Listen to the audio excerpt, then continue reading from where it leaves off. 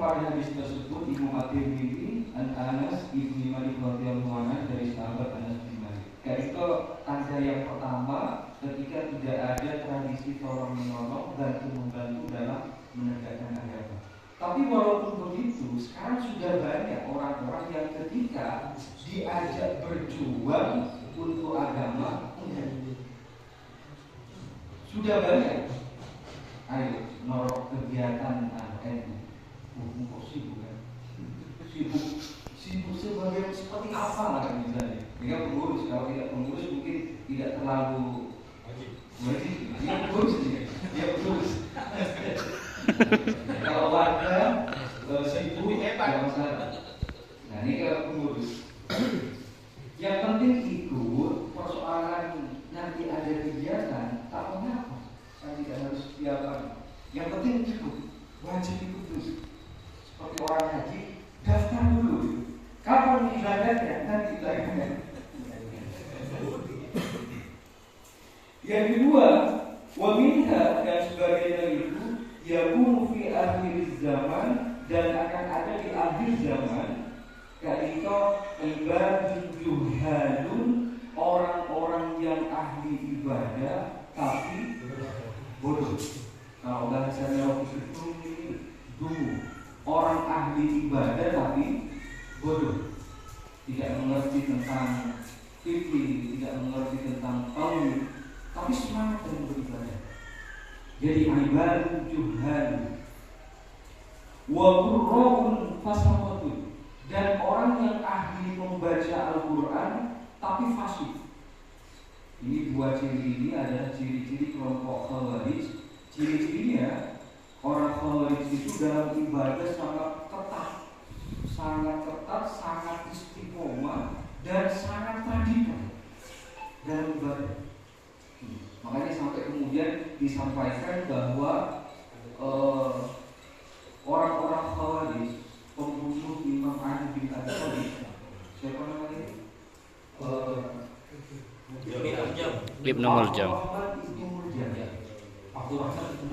Itu digambarkan seorang pemuda yang lemah lembut, ahli puasa, ahli sholat malam, dan dagingnya hitam karena dari saking lamanya bersujud. Bayangkan ada seorang pemuda yang lemah lembut, ahli puasa, hafal Al-Quran, ahli sholat malam, dan dagingnya hitam karena lama bersujud. Ya, kalau sekarang insya Allah jadi wangi. Tapi kenapa kemudian sampai membunuh Sayyidina Ali bin Abi Thalib? Ini seorang pemuda yang pertama kali masuk Islam, ya kan?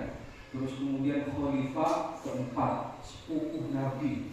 Terus kemudian menantu Nabi. Orang yang dikabarkan termasuk 10 orang yang dikabarkan pasti masuk surga. Kemudian dikafirkan oleh anak bau kucur namanya Abdurrahman bin Sufyan. Jadi pemuda yang masih lugu tapi yang ibadah. Nah itu Khawarij.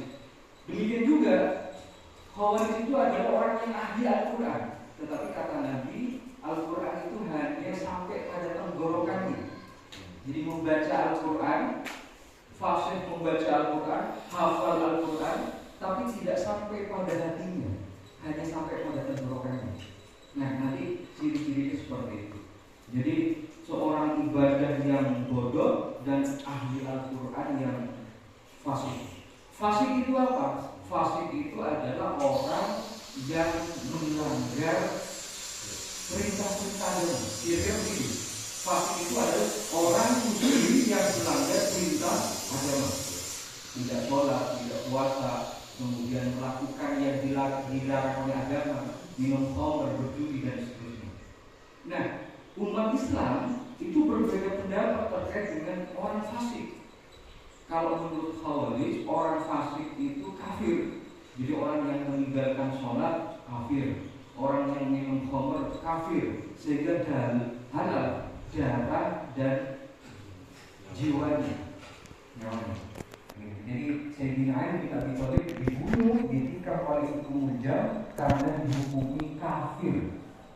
Kenapa? Karena Imam Ali berpegang teguh kepada hasil tahkim. Tahkim itu adalah arbitrase. Jadi ketika peperangan sivil, Ghazwatus Siffin antara Imam Ali dan Sayyidina Muawiyah bin Abi Sufyan itu ada kesepakatan gencatan senjata. Nah itu yang kemudian dihukumi kafir oleh Khawarij karena tidak berpegang teguh kepada firman Allah, wa man lam yahkum bima anzalallah fa ulaika humul kafirun. Nah, oleh karena itu orang yang beribadah harus dengan ilmu. Karena kita banyak orang menjumpai orang-orang sufi yang bergaya wali tapi bodoh dalam agama. Itu banyak. Pasti mudaratnya itu lebih besar ketimbang manfaatnya. Kalau dalam surat kan wa kullu man bi ghairi ilmin ya'malu a'maluhu wa yudatu dan bukan. Jadi apa? Setiap amal soleh kita, setiap ibadah kita yang tidak didasari dengan ilmu, a'maluhu mardudatun. Jadi ditolak laku baru dan tidak ada yang diterima. Makanya yang wajib seperti yang dijawabkan oleh Gus Baha, ilmu itu nomor satu, yang lain nomor sekian. Nomor satu itu ilmu, konstitusi ilmu. Ini bahasa yang sebagainya. Konstitusi ilmu itu nomor satu. Yang lainnya nomor dua. Karena kita beriman tidak sah kalau tidak dengan ilmu.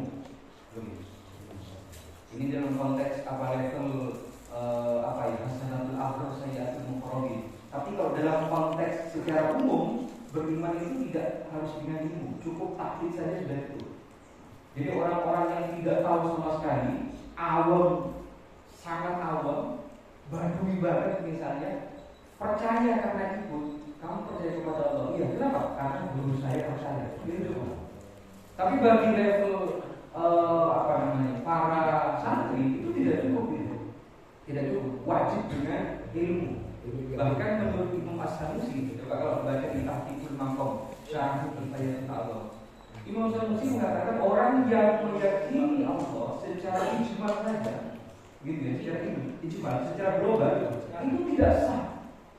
Sholatnya tidak sah, wudhunya tidak sah, terus kemudian puasanya, semua amal ibadah ini tidak sah. Jadi harus tafsirnya, harus terperinci. Kamu percaya kepada Allah? Percaya, apa buktinya? Adanya langit dan bumi, itu tidak cukup, itu ijmal. Makanya harus belajar ta'aluk gizi, ta'aluk suhu, hipotik, dan begitu kan itu. Kalau ini Kifayatul Awam, berhitung banget. Kalau Imam Sanusi ini tidak cocok untuk kalangan Allah, cocoknya itu di kelompok bawah semua. Jadi kita ikut imam-imam yang masyhur seperti Abu Hasan Al-Asy'ari dan Al-Maturidi yang mengatakan bahwa orang awam cukup taklid dalam hal iman. Cukup taklid dalam hal iman. Rawu Abu Nu'aim fil Hilyah meriwayatkan pada hadis tersebut Abu Nu'aim itu ini Abu Nu'aim Al-Asfihani, kitabnya namanya Hilyatul Awliya dan boleh ngampuni kitabnya 6 juz besar. Itu kata Ustaz gara-garanya, kalau Ustaz saya orang rumah yang di dalamnya ada kitab Hilyatul Awliya itu setan dan jin tidak akan masuk. Meneliti ya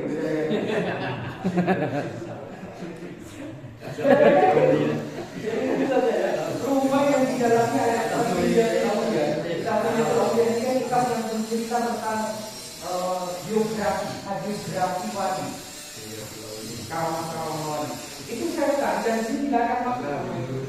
Makanya kita tidak perlu baca di makan, protein harga cukup kita Hilyatul Awliya.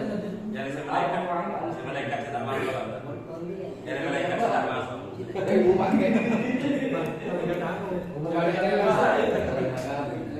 Wal Hakim dan juga yang melihatkan kepada tersebut adalah Al Hakim Al Mustadrak dalam kitabnya Al Mustadrak.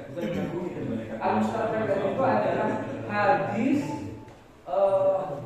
hadis-hadis yang memenuhi standar Imam Bukhari tetapi tidak dimasukkan ke dalam As-Sahih oleh Imam Bukhari, tidak dimasukkan oleh Imam Hakim, terus kemudian dikompilasi sendiri menjadi Al-Mustadrak, artinya susulan. Begitu. Ini ada sekitar 12 jilid ini. Anas radhiyallahu anhu dari Sayyidina Anas radhiyallahu anhu. Wa min hadan sebagian dari tanda-tanda kiamat la taqumus sa'a dan tidak kiamat hatta yatabahan nasu fil masjid, sehingga berbangga-banggaan membangga-banggakan siapa maksudnya dalam hal urusan masjid. Dan itu termasuk tanda-tandanya kiamat, umat Islam berbangga-banggaan atau berlomba-lomba menjadikan masjidnya masjid yang terindah. Nah, kita mungkin yang sudah mulai nampak. Jadi umat Islam masjid-masjid dibongkar, kemudian dibangun sangat megah, ada minaranya, ada ini dan seterusnya. Ada tugasnya, ada fasilitasnya. Bahkan sekarang sudah hampir seperti hotel. Ada masjid yang standarnya itu hotel di Pajarakan ini. Masjid apa namanya itu? Bukan yang di selatan jalan, yang di perumahan Ruko. Aminah ya. Standarnya standar hotel. Kopi gratis, terus kemudian kamar kecilnya luar biasa, AC bersih, ber-AC dan seterusnya. Makan gratis. Pokoknya kalau wirid atau zikir di sana, meditasi di sana itu sangat enak sekali. Tanya kalau sila betul. Nah, saya kurang begitu paham apa yang dimaksud dengan dia tabah. Dengan berbangga-bangga, apakah memberikan fasilitas seperti itu? Kalau menurut saya tidak. Berbangga-bangga itu maksudnya adalah saling menganggap bahwa masyarakat saya atau masjid saya yang terbaik. Begini, menurut apa masjid jadi kok bagus gitu. Begitu. Tapi kalau menghiasi atau memperindah masjid, saya kira bukan berbangga-bangga. Bahkan itu bagian dari syiar.